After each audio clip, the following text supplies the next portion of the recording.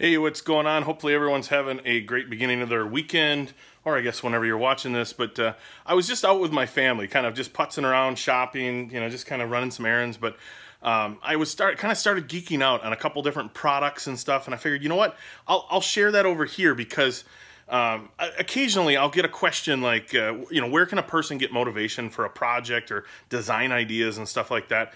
And I mean, there's no just one solid golden answer, but one that I like to share is that around the world, there's just the world you live in, there are things that are made and manufactured and created, and you really don't have to look much further. And there was 5 or 6 things in a matter of just 20 minutes at the store that I could draw inspiration from, or design ideas and things like that. So here's me in the store just kind of geeking out on some of these things. All right, I just was at the store and they have this really weird kind of glittered pillow, and I just find it super interesting because it's like reptile scales, but when you go against the direction, it reveals the color underneath. And I just thought that was super cool. It has a really cool kind of lizard feel, but like I said, you go one way and it shows the color underneath, and I don't know, I just thought that was really quite neat, and it feels really kind of cool. Anyways, fascinating. Okay, here I'm like geeking out about the silliest things, but this is just made entirely of a zipper, and then it's like a pencil pouch, and you just It of course unzipped quicker, but you just keep zippering and zippering and zippering, and all of a sudden you got a pencil pouch, which is kind of cool, but I love that it's just made out of one continuous zipper. That's pretty cool. Here's another cool one, just a little pencil box, and the neat thing here is it's actually stopped. It's a tray within a sleeve, and it stops so that it doesn't fall out. But one thing to keep in mind here, this material is so thin, they actually use this as what's called a live hinge. And so it's actually the material that's flexing. And yeah, so live hinge and a stop in tray. I mean, it's just kind of a neat design.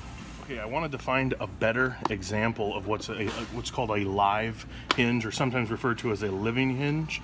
And this material, this thin plastic, is creased, and it has resilience against, it's not necessarily going to get work hardened or brittle like some metals would, being it's a composite, but it's actually, the piece is just that thin in that spot, and it actually holds up to a decent amount of use. I've included that in thin pieces of leather or thicker pieces of canvas, and glued into sandwiches in woodworking projects, and I've had a live or living hinge. So something as simple as, and this is cool because the pencil case pops out and gets bigger, but no, just something as simple that you may overlook, but that's something you can incorporate into your projects. Okay, so here I thought was a really cool, another product design, but it's a portable table,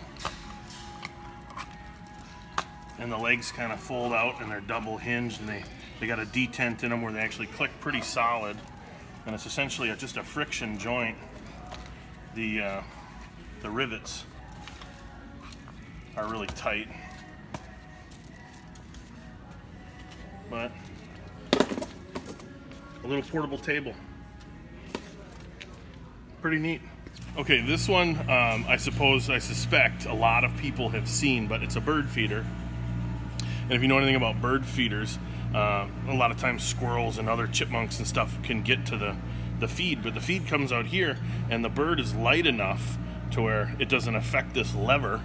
But if a squirrel or a chipmunk comes and sits on it, it closes off the food so only the birds can get to it. So yeah, design's everywhere. So yeah, essentially, design is everywhere. Design is anywhere you want it to be, I suppose. It's just kind of one of those, I don't know, rules to follow of just kind of think about how things are utilized in certain processes or certain applications that aren't necessarily, your project, but how can you adapt those to your project. Like I mentioned about those live hinges, I've done that to where I've glued in pieces of canvas and stuff in little keepsake boxes, and it's just a real kind of a natural just a neat way to kind of present the piece, or to have functionality and movement to a piece. And again, just kind of look at everyday items. And I don't know, I just wanted to share this with you guys, because I think that's one thing that I do more often than some people, is just kind of take it all in, you know, figure out lines, curves, how things are joined, materials, you know. Anyways, that's all I have. Maybe I could say anyways one more time. All right, you guys have a great day.